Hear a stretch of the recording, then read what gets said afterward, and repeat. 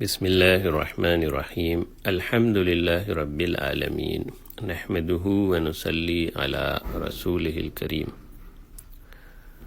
للہ خزائن السماوات والارض، آسمانوں اور زمین کے تمام خزانے اللہ سبحانہ و تعالی کے لیے ہیں۔ وعندہ مفاتح الغیب لا یعلمها الا ہو، اسی کے پاس غیب کے خزانوں کی چابیاں ہیں، کوئی نہیں جانتا سوائے اللہ کے۔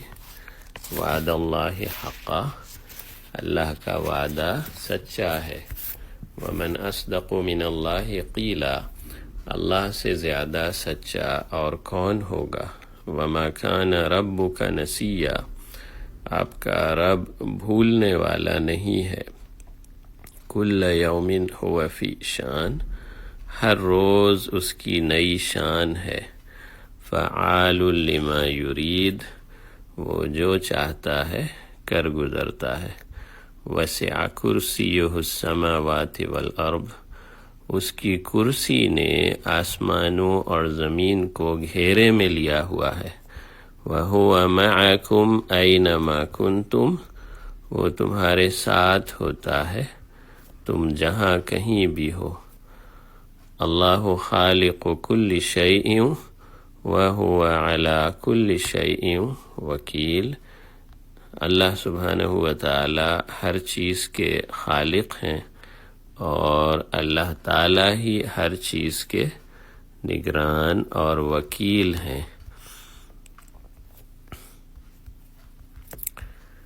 میرے محترم دوستو اور بزرگوں، ہماری مقدس مائیں اور بہنیں، اللہ سبحانہ و تعالی آپ کو اچھی صحت، شفائے کاملہ، آسان رزق، برکتیں اور کرامتیں، خوشیاں نصیب فرمائیں۔ بزرگان دین نے امت کے فائدے کے لیے مختصر چھوٹی چھوٹی کتابوں میں گہرے مضامین بیان کیے، دین کے خلاصے، جن کو اگر ہم اپنی زندگی میں لائیں تو برکتیں ملیں گی۔ حضرت ڈاکٹر عبدالحی عارفی رحمۃ اللہ علیہ، یہ حضرت شیخ الاسلام کے استاد ہیں، اور سکون قلب انہوں نے ایک کتابچہ ہے ان کے ملفوظات کا مجموعہ، اور اس میں ملفوظات جمع فرمایا 2 رکعت نماز خشوع اور خضوع سے پڑھیں، اپنے دل کو متوجہ کریں اور گڑ گڑا کے اپنے مولا سے کہیں ایاک نعبد و ایاک نستعین، اور یہ کہیں کہ اللہ میں عاجز ہوں، مغلوب ہوں، آپ کے دربار میں حاضر ہوں، آپ توبہ قبول کرنے والے ہیں۔ یا اللہ یا رحمان یا رحیم یا حی یا قیوم برحمتک استغیث۔ تو صبح شام چلتے پھرتے، کام کاج، سواری، پیدل، اللہ سے کچھ نہ کچھ مانگتے رہنا۔ صبح شام کی تسبیحات میں توانائی ہے، فرشتے آپ کے گھر میں نازل ہوں گے، برکتیں نازل ہوں گی، شیاطین فرار ہو جائیں گے، اور دن بھر کے کاموں کے لیے ایک توانائی اور قوت ملے گی۔ تو ایک تسبیح استغفار کی ہو، ایک درود شریف کی، اور ایک سبحان اللہ والحمد للہ ولا الہ الا اللہ واللہ اکبر،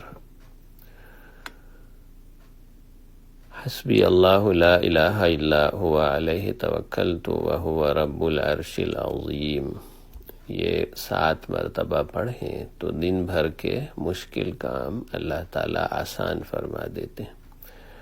استغفر اللہ الذی لا الہ الا هو الحی القیوم واتوب الیہ، یہ 3 مرتبہ پڑھیں، تمام صغیرہ گناہوں کا کفارہ ہو جاتا ہے، اگرچہ سمندر کے جھاگ کے برابر ہوں۔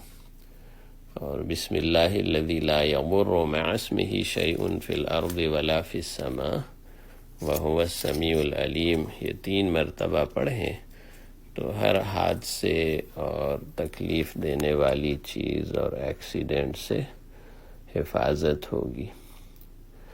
حسن الحسین میں علامہ جزری رحمۃ اللہ علیہ نے اسم اعظم کے الفاظ ان کی تحقیق لکھی ہے اور مختلف روایتیں اس میں لائے ہیں۔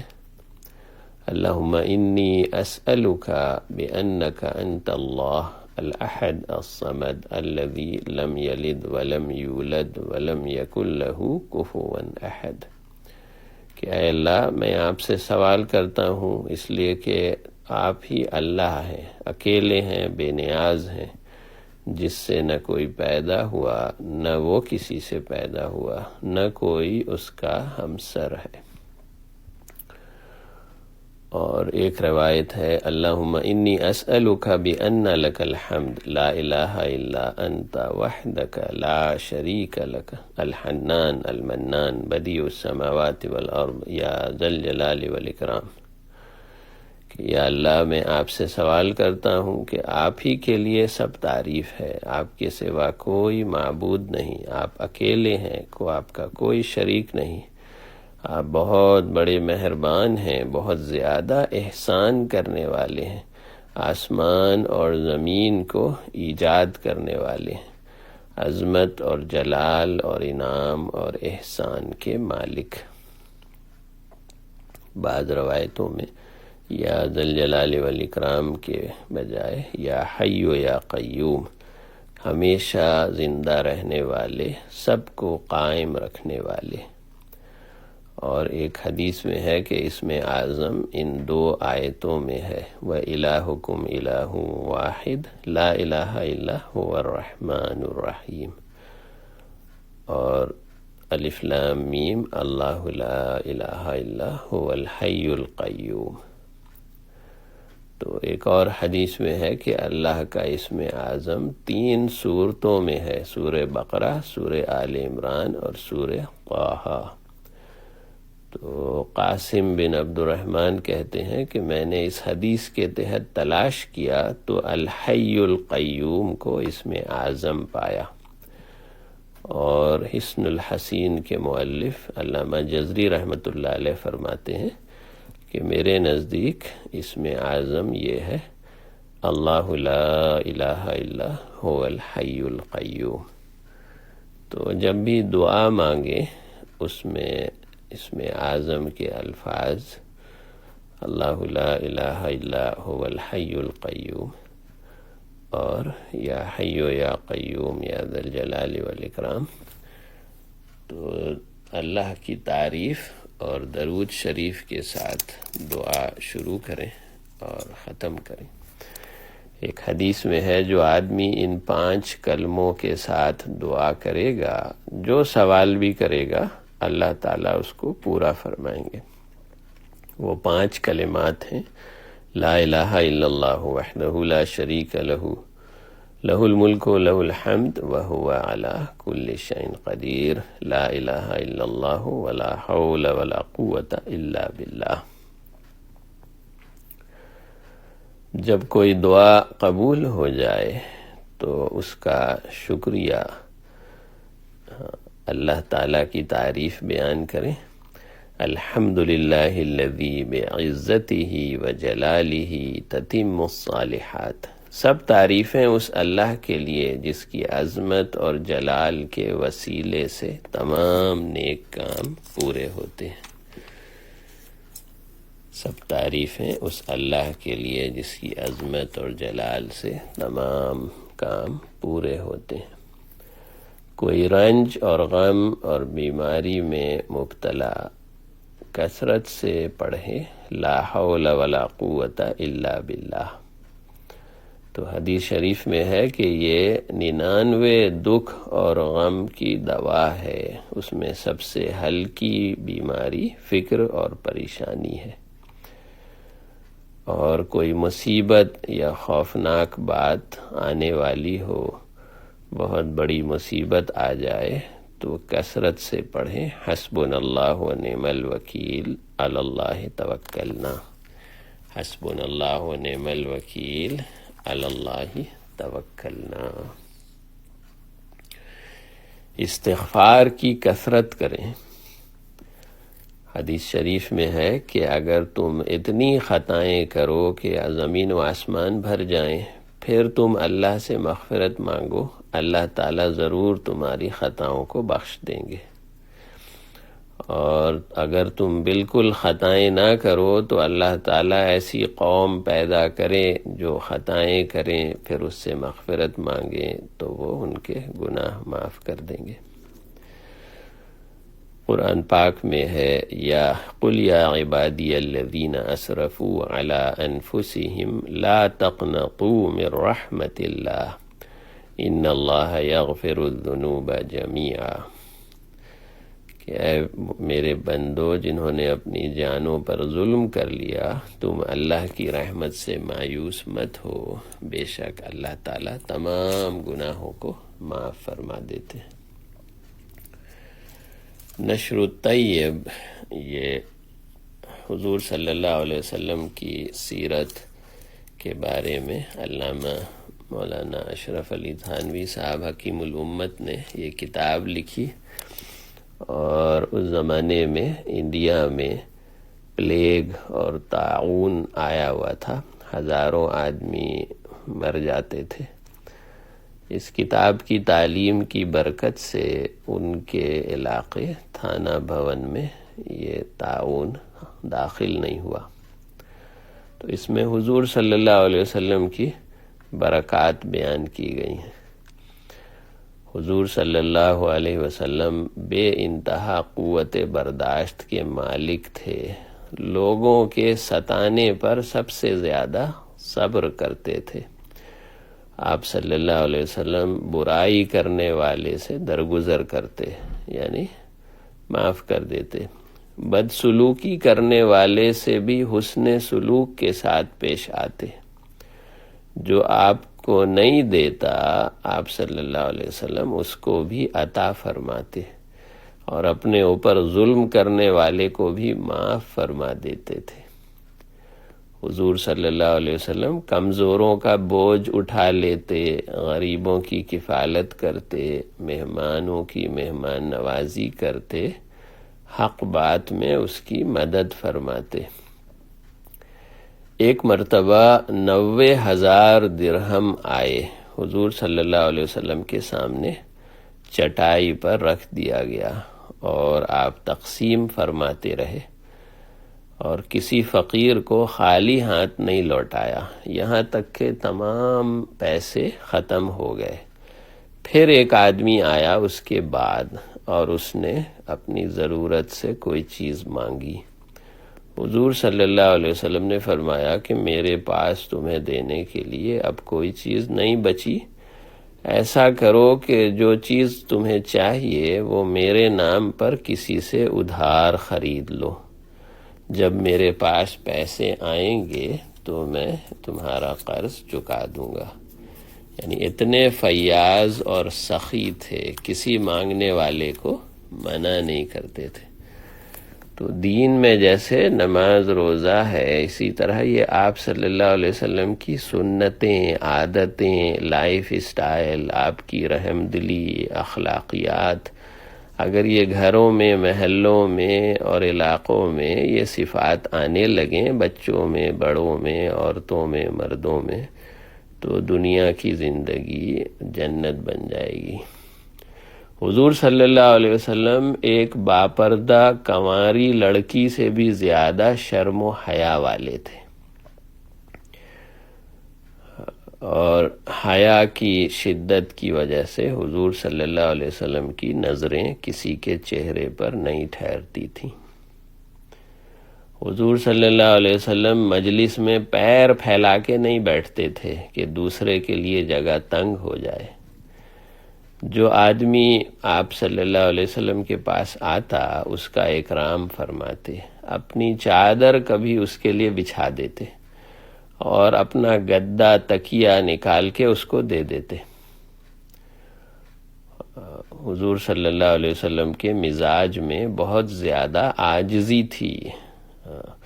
محتاجوں اور فقیروں کے پاس بیٹھتے، گھر میں خدمت کے کام خود کر لیتے، اپنی بکری کا دودھ نکال لیتے، کپڑے سی لیتے، جوتوں کی مرمت کر لیتے، گھر میں جھاڑو دے لیتے، خادم کے ساتھ کھانا کھا لیتے، اس کے ساتھ آٹا گندوا دیتے، بازار سے سودا خود لے آتے. یہ ہیں یعنی آخری پیغمبر جن کے لیے پوری کائنات بنی تھی، اور خادم موجود ہیں، لیکن آپ صلی اللہ علیہ وسلم کی تواضع اور عاجزی کہ کوئی بھی کتنا چھوٹا موٹا کام ہو خود کرنے میں کچھ اس میں تکلف نہیں فرماتے تھے. تو یہ قصہ ہے، یعنی گھر میں کوئی کام ہے، لانڈری کرنی ہے، کوئی گھر والے بیمار ہیں، سودا لانا ہے، کھانا پکانا ہے، تو اگر موقع ہے تو بڑے بچے مرد سب اس کام میں لگیں، گھر والوں کی مدد کرو اپنے. حضور صلی اللہ علیہ وسلم سب سے زیادہ سچے، عدل و انصاف والے، احسان کرنے والے، پاک دامن تھے، حتیٰ کہ دشمن بھی گواہی دیتے تھے. ابو جہل نے گواہی دی، حالانکہ وہ جانی دشمن تھا، کہنے لگا کہ خدا کی قسم محمد صلی اللہ علیہ وسلم سچے ہیں اور انہوں نے کبھی جھوٹ نہیں بولا. دشمن بھی گواہی دیتے تھے، حالانکہ جنگ لڑنے کو آئے تھے. ام المومنین عائشہ رضی اللہ عنہ فرماتی ہیں نبی صلی اللہ علیہ وسلم نے کبھی پیٹ بھر کے کھانا نہیں کھایا، دن بھر بھوکے رہتے، ساری رات بھی بھوک سے کروٹیں بدلتے رہتے. اگر آپ صلی اللہ علیہ وسلم چاہتے تو زندگی کا ہر عیش اور آرام مل جاتا، اور روئے زمین کے خزانے آپ صلی اللہ علیہ وسلم کے قدموں میں ڈھیر ہو جاتے. لیکن حضور صلی اللہ علیہ وسلم فرماتے تھے کہ مجھے دنیا سے کیا لینا، مجھ سے پہلے میرے بھائیوں یعنی پہلے انبیاء علیہ السلام نے صبر کیا اور اسی حالت میں دنیا سے چلے گئے. تو جس کے مقاصد بلند ہوتے ہیں، تمام دنیا کی ہدایت، تو بھوک ہے، فقر و فاقہ ہے کہ دشمن ہے، کوئی بھی حالت ہے، کام میں لگے ہوئے ہیں.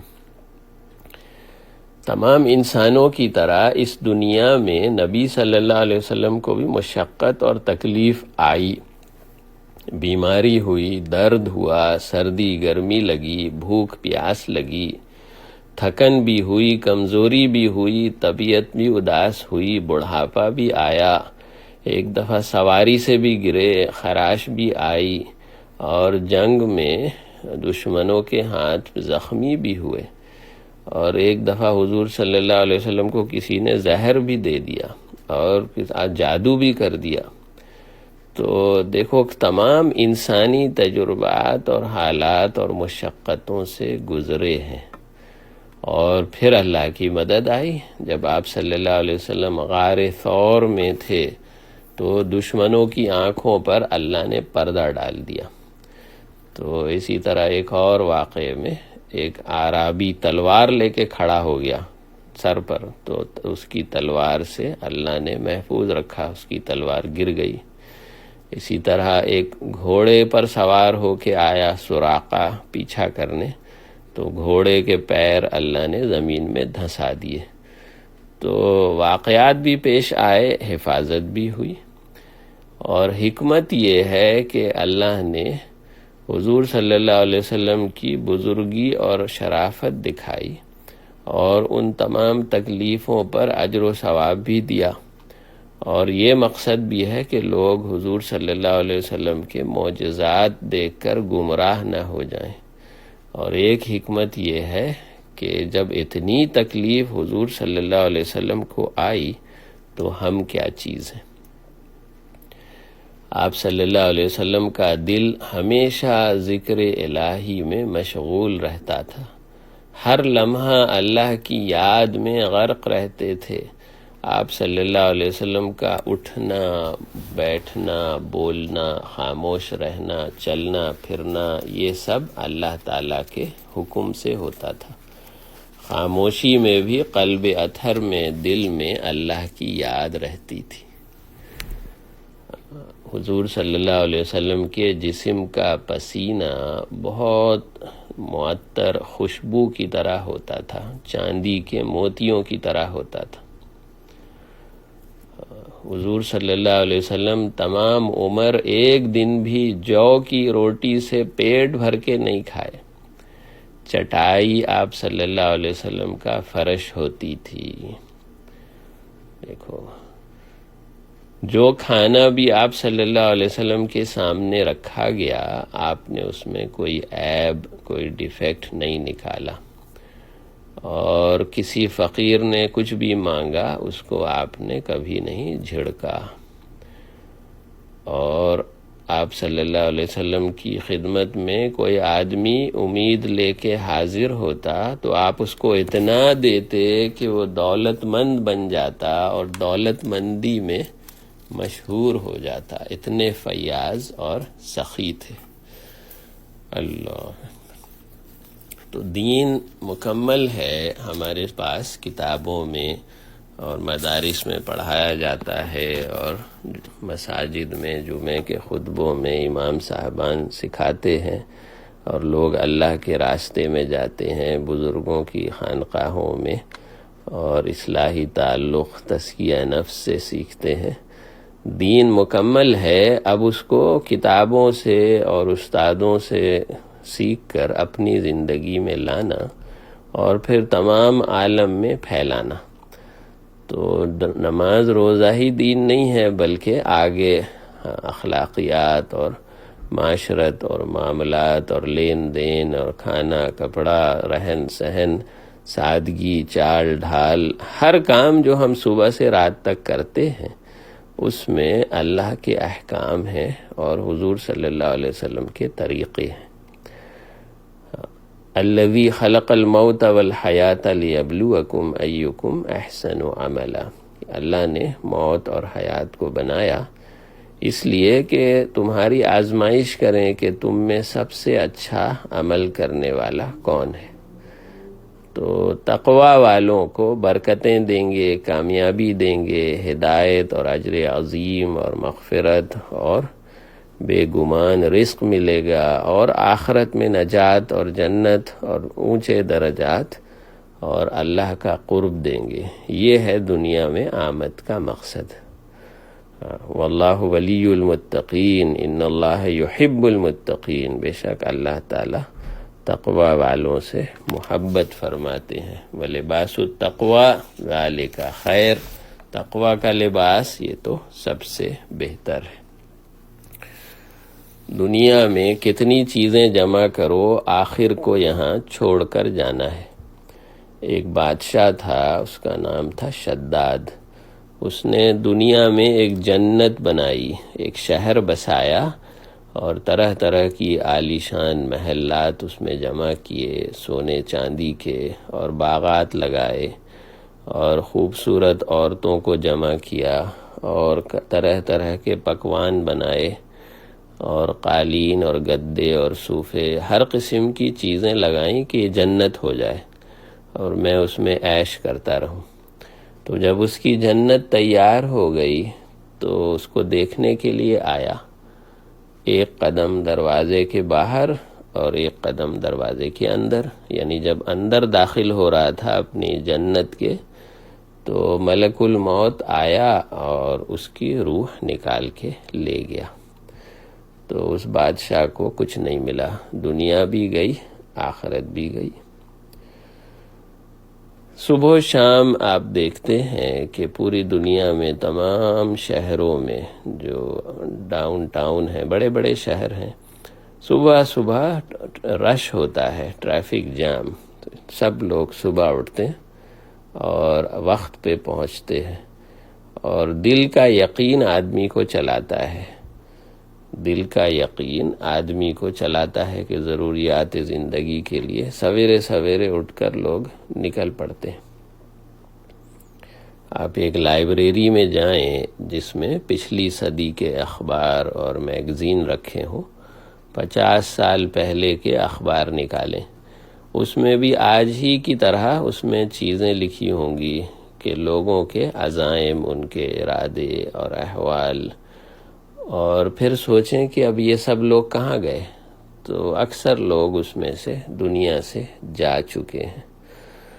تو تھوڑا سا عبرت لے آدمی اور یہ سمجھے کہ یہ کلاس روم ہے، دنیا کلاس روم میں بیٹھے ہیں اور ہر بات اور ہر عمل ریکارڈ ہو رہا ہے، اور اس کے بعد آگے رزلٹ نکلے گا تو نیک لوگ، ایمان والے جنت میں جائیں گے۔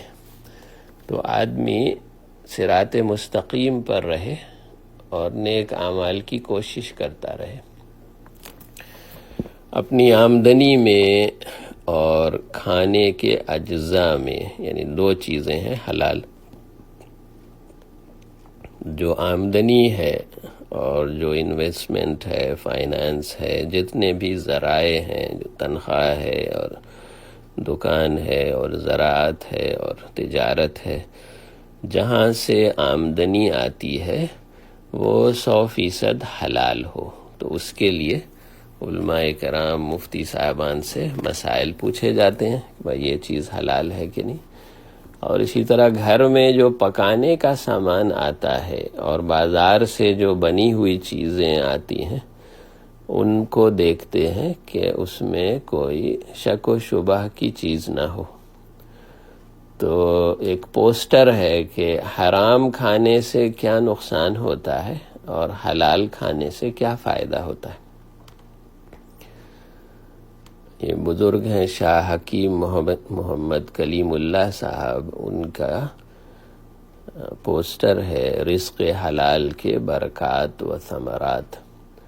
تو حرام کھانے سے کیا ہوتا ہے کہ نیک اعمال کی توفیق نہیں ملتی، اگر توفیق مل جائے تب بھی حلاوت نصیب نہیں ہوتی، اور اعمال اور دعا قبول نہیں ہوتے، مال میں برکت نہیں ہوتی، اور برے اعمال کی خواہش پیدا ہوتی ہے، اور اولاد پر برا اثر پڑتا ہے، اور اللہ اور رسول صلی اللہ علیہ وسلم دونوں ناراض ہو جاتے ہیں، اور حرام جس راستے سے آتا ہے اسی راستے سے نکل جاتا ہے، اور حرام کھانے والا جنت میں نہیں جائے گا۔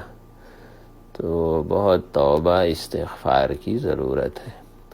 اس کے مقابلے میں حلال کمائی اور حلال کھانے سے اچھے اخلاق پیدا ہوتے ہیں، نیک اعمال کی توفیق ملتی ہے، عبادت میں دل لگتا ہے، گناہ سے دل گھبراتا ہے، قلب میں نور اور اللہ کی معرفت پیدا ہوتی ہے، دعا قبول ہوتی ہے، کمائی میں برکت ہوتی ہے، اولاد نیک صالح ہوتی ہے، اور اللہ تعالیٰ اور حضور صلی اللہ علیہ وسلم راضی ہوتے ہیں، اور جہنم سے نجات اور جنت میں داخلہ ملتا ہے۔ یہ ہے حلال کمائی کے فائدے۔ تو آدمی اپنی زندگی کا جائزہ لے اور حلال چیزوں پر محنت کرے۔ اللہ پاک ہمارے سب سے بڑے دوست ہیں، اللہ تعالی ہمیں ضائع اور برباد نہیں فرمائیں گے، بہت قدردان، نہایت مہربان ہیں۔ ایسی آنکھ جو کبھی سوتی نہیں ہے، اور ایسی بادشاہت جو ہمیشہ ہمیشہ ہے، اور ایسی طاقت جس کا مقابلہ کوئی نہیں کر سکتا۔ اللہ تعالیٰ جو کروڑوں ماؤں کو رحم دلی دیتے ہیں، وہ ہماری دنیا اور آخرت کی ہر مشکل کے لیے اللہ تعالیٰ کافی ہے۔ تو جب اللہ کی عظمت اور بڑائی بیان کریں گے تو دل میں ایک ارادہ اٹھے گا کہ ہم اپنی ضروریات اللہ تعالیٰ سے مانگیں۔ ایک خوشگوار زندگی، حیات طیبہ، یعنی سکون ہو، خوشی ہو، اچھی عمر ہو، امن اور سلامتی سے رہیں، صحت اور شفا ہو، رزق میں آسانی ہو، یہ تمام باتیں صرف اللہ کے قبضے میں ہیں، ان کا دنیاوی کوالیفیکیشن سے تعلق نہیں ہے۔ تو اللہ تعالیٰ سے دعا کرے اور مانگے۔ تو حضرت آدم علیہ السلام سے لے کے قیامت تک تمام لوگ اگر جمع ہو جائیں اور اپنی اپنی زبان میں مانگیں، اور کیا چاہیے، سینکڑوں ملکوں کے لوگ آ گئے، ہزاروں زبانیں بولنے والے اور کروڑوں اربوں مخلوق سب مانگ رہے ہیں، اللہ امن اور سلامتی دیجئے، صحت اور رزق دیجئے، روٹی کپڑا مکان سواری شادی ہیرے جواہرات سکون خوشی۔ اللہ تعالیٰ سب دعا سن کر سب کچھ عطا فرما دے، پھر بھی اللہ کے خزانے میں کمی نہیں ہوتی۔ جیسے سمندر میں کوئی انگلی ڈبو کر نکال لے تو کوئی کمی نہیں ہوتی۔ وَآتَاكُم مِّن كُلِّ مَا سَأَلْتُمُوهُ، آپ نے جو کچھ مانگا اس اللہ نے اس میں سے جو آپ کے لیے مناسب تھا آپ کو دیا۔ تو جمعہ کا مبارک دن ہے، دن کا اکثر حصہ دعا، ذکر اذکار، قرآن پاک کی تلاوت، تسبیحات، نوافل، قضائے عمری، صلاۃ التسبیح، نیک کاموں میں گزارنا، دعوت و تبلیغ، تزکیہ نفس، خدمت خلق، اپنے فرائض اور واجبات کے علاوہ زندگی کو سادہ کرنا اور اپنا وقت اور توجہ اور صلاحیت اعلیٰ مقاصد میں لگا دو، خدمت خلق، تزکیہ نفس اور تبلیغ، دعوت و تبلیغ، دوسرے لوگوں کو اللہ کی طرف بلانا۔ تو داعی مستجاب الدعوات ہوتا ہے اور اس کی دعائیں اللہ کے پاس خاص طور سے قبول ہوتی ہیں۔ جب آپ دوسروں کے لیے دعا کریں گے، ایک فرشتہ آپ کے لیے دعا کرے گا۔ اگر تمام مومنین مومنات کے لیے دعا کریں، استغفار کریں تو اتنی تعداد میں نیکیاں ملیں گی۔ درود شریف پڑھ کے اپنے لیے تمام امت کے لیے دعا فرمائیں۔ آج یہ حلقہ تھوڑی تاخیر سے شروع ہوا، انشاءاللہ اگلے جمعے سے وقت پر شروع ہوا کرے گا۔ اللہ تعالیٰ سب کے لیے آسانی فرمائے۔ بسم اللہ الرحمن الرحیم، الحمد للہ رب العالمین، اللہم صلی علی محمد افضل صلواتک، یا اول الاولین و یا آخر الآخرین و یا ذی القوة المتین و یا راحم المساکین و یا ارحم الراحمین، اللہم انک ملیک مقتدر ما تشاء من امر یکون، اللہم صلی علی محمد افضل صلواتک، اللہم صلی علی محمد عدد ما فی علم اللہ، صلاة دائمة بدوام ملک اللہ، وبارک وسلم۔ اللہم اغفر للمؤمنین والمؤمنات والمسلمین والمسلمات الاحیاء منہم والاموات انک سمیع قریب مجیب الدعوات۔ ربنا ظلمنا انفسنا وان لم تغفر لنا وترحمنا لنكونن من الخاسرین۔ ربنا آتنا فی الدنیا حسنة وفی الآخرة حسنة وقنا عذاب النار۔ یا اللہ، یا رحمان، یا کریم، یا ذی الجلال والاکرام، یا حی یا قیوم، اے اللہ ہمارے تمام صغیرہ کبیرہ اگلے پچھلے گناہوں کو معاف فرما دیجئے۔ اے اللہ تمام حاضرین حاضرات، ہمارے بھائی بہن بزرگ، اے اللہ ان کے گھروں میں برکتیں عطا فرمائیے، سب کی دعاؤں کو اپنی رحمت سے قبول فرمائیے، دلوں میں چین سکون، گھروں میں امن اور سلامتی، اچھا آسان رزق اور صحت اور شفائے کاملہ عطا فرمائیے، بچوں بڑوں عورتوں مردوں سب کی حفاظت فرمائیے، ہر بلا اور مصیبت سے بچائیے، شیطان اور نفس کی چالوں سے بچائیے، ہم سب کو شکر گزار بندوں میں شامل فرما دیجیے، اولیاء صدیقین میں شامل فرما لیجیے، زندگی گزارنے کا صحیح طریقہ ہمیں سکھا دیجیے، اس کے اسباب اور وسائل عطا فرمائیے، اس پر استقامت عطا فرمائیے۔ اے اللہ روئے زمین پر تمام مخلوقات جو دعائیں کر رہی ہیں، جو دعا کر کے جا چکے اور تا قیامت دعائیں ہوتی رہیں گی، یہ سب دعائیں ہماری طرف سے بھی قبول فرمائیے۔ اے اللہ جہاں جہاں رحمتیں اترتی ہیں، حرمین شریفین میں رات کے آخری پہر میں، علم اور ذکر کے حلقوں میں، اللہ کے راستے میں، رمضان اور حج میں، مساجد میں رات کے آخری پہر میں، جہاں جہاں دعائیں رحمتیں اترتی ہیں، اے اللہ ہم سب محتاج ہیں، ہمیں بھی عطا فرما دیجئے۔ اللہم لا تفرق جمعنا هذا الا بذنب مغفور وسعی مشکور وعمل صالحا متقبل مبرور برحمتک یا عزیز یا غفور۔ ربنا تقبل منا انك انت السميع العليم وتب علينا انك انت التواب الرحيم، وصلى الله تعالى على خير خلقه محمد وآله وأصحابه أجمعين برحمتك يا أرحم الراحمين۔ سبحان الله وبحمده، سبحانك اللهم وبحمدك، نشهد أن لا إله إلا أنت، نستغفرك ونتوب إليك۔ السلام علیکم ورحمۃ اللہ وبرکاتہ۔